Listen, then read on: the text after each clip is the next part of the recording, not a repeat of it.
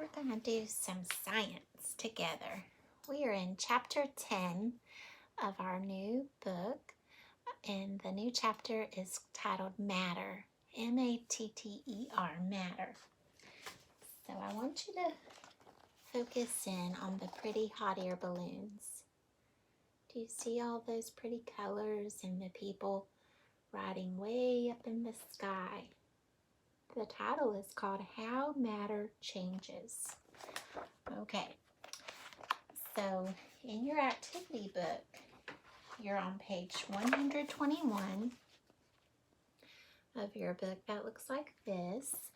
And we're going to think about, do we know what matter, mass, and evaporate mean? So matter, mass, evaporate. Okay, if you've never heard of the word matter, mass, or evaporate, I want you to put an X in this column. Never heard those words before. Or if you have, mark this column. And then tell what you think these words mean.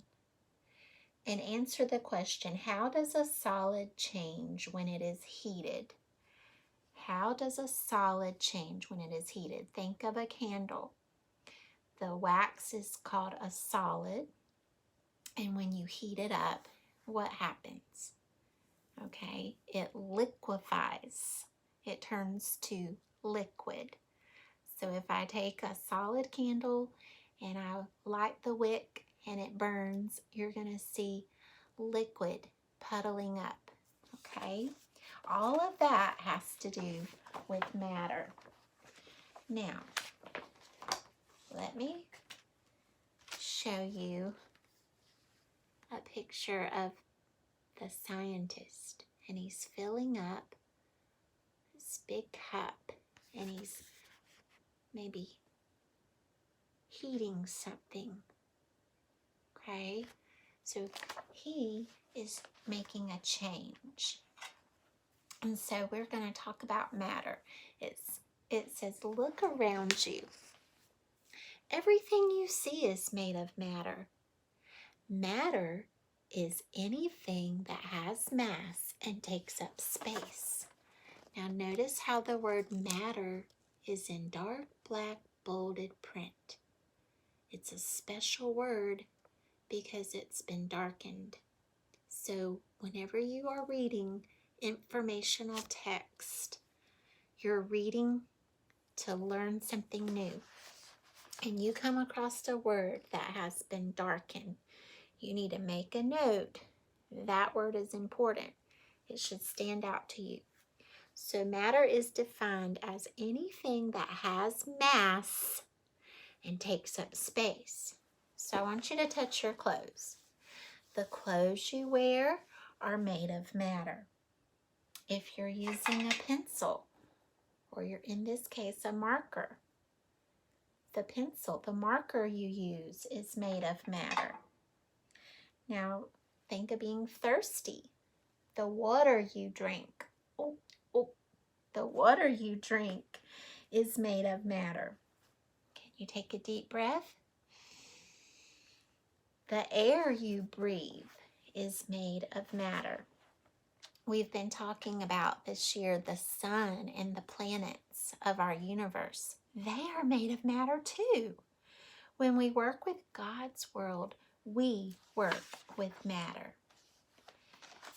Now we're being asked to describe the matter. There's the hot air balloon again.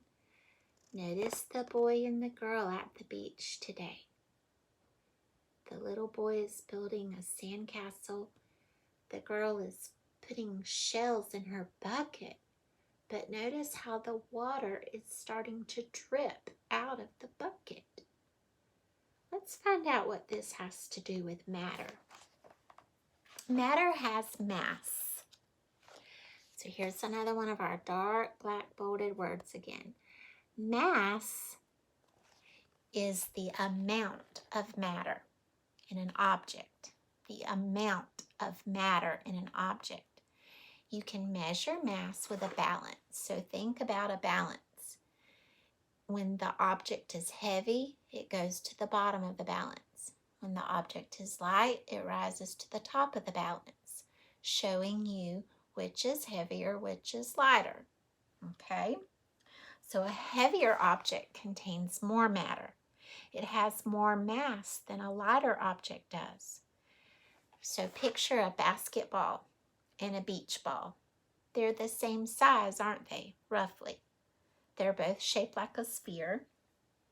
A basketball and a beach ball are different in that the basketball is much heavier than the beach ball. Why? Why is it heavier?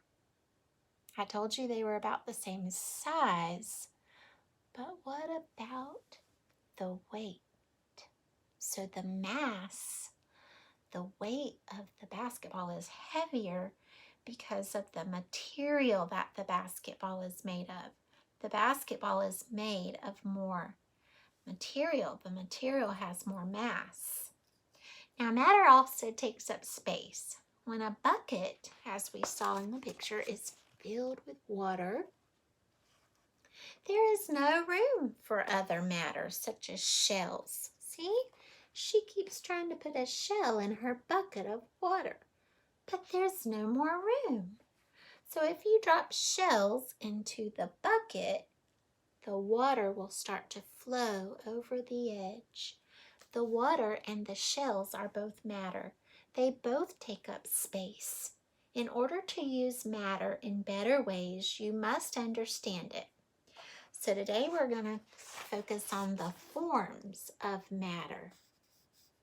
Now hold up 3 fingers. Matter has 3 forms. It can be solid, liquid, or gas. Your clothes and books are solids. Water is liquid, and the air you breathe is a gas. So say solid, liquid, gas. So we're going to break matter down into 3 forms. Let's focus on solids. A solid is one form of matter. A solid has mass. It takes up space. But unlike other forms of matter, a solid keeps its own shape. A solid keeps its own size. Most of the things you see around you are solids. A solid can be hard, like an ice cube. A solid can be soft, like a towel. So look at the chart. It says a solid has a shape that stays the same and a size that stays the same. Okay, so to be defined as a solid, the size has to stay the same and the shape. Think about a Lego block. It's going to keep the same size and the same shape. Okay, you can't turn it into a liquid. So the question at the bottom of the page was, what is mass? Remember, mass is the amount of matter in an object, and you can measure mass with a balance. Now we move on to the second form of matter called liquid. Do you see the paint being poured into the tray? Okay, that's an example of a liquid. Liquid. It's in dark black bolded print. Liquid is another form of matter. A liquid has mass. It takes up space. But a liquid does not have its own shape. It changes shape to fit whatever container it is in. Its size or amount does not change. The shape of some paint can change to fit its container, but the amount of the paint does not change. The amount of a liquid stays the same when its shape changes. Milk is a liquid. Juice is a liquid. Honey and glue are also liquids. Each of these liquids takes the shape of the container it is in. Look at the honey in the honey jar. It takes the shape of a bear. But if I pour the honey out of the bear and put it in a cup, now the honey takes the shape of the cup because it's a liquid. Look at the orange juice in a glass jar. Now look at the orange juice in a glass cup. Okay? So liquids take on the shape of the container that it is in. Look at the paint. It was in a round cylinder can. Now it looks flat, doesn't it? Because the tray lays flat. So liquid takes the shape of the container that it is in. Next, we learn about gases. Gases. Gas is also a form of matter. A gas has mass, but a gas is different from both a solid and a liquid. A gas can change its shape and its size. Gases are the only kind of matter that always fill their container. Air is a gas. When you breathe out air, you do not see it. But if you blow into a beach ball, you can see the beach ball change shape and size. The air fills the ball. Even when the ball seems to be full of air, you often can still blow a little more air into it. So let's go back to our charts. The liquid chart reminds me, okay, that a liquid changes shape to fit its container and it stays the same size. Now look at the chart for gas. Changes shape to fit its container, changes size to fit its container. Okay, the question today. Which form of matter can change both its shape and its size? I hope you said a gas. It has to change the shape and size. So the next time we do science, we get to see changes taking place. Remember I explained to you how the candle changed from a solid and it will go to a liquid state. This is when science is going to get fun. There's your little sneak peek. Okay, so for science today, remember, you want to fill out your little chart, your starting chart or chapter 10. You are thinking about, did you know what matter, mass, and evaporate mean? And how does a solid change to a liquid?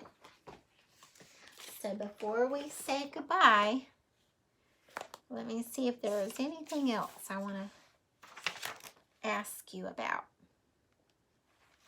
I'm looking in my book. Okay, boys and girls, I think we covered everything. I wanted you to know what matter, mass, and the three forms of matter mean. The solid, the liquid, and the gas. So there you have it, the beginning to learning about matter. Remember, matter is all around us. We work with matter. We work with the world that God made. Till next time, bye-bye.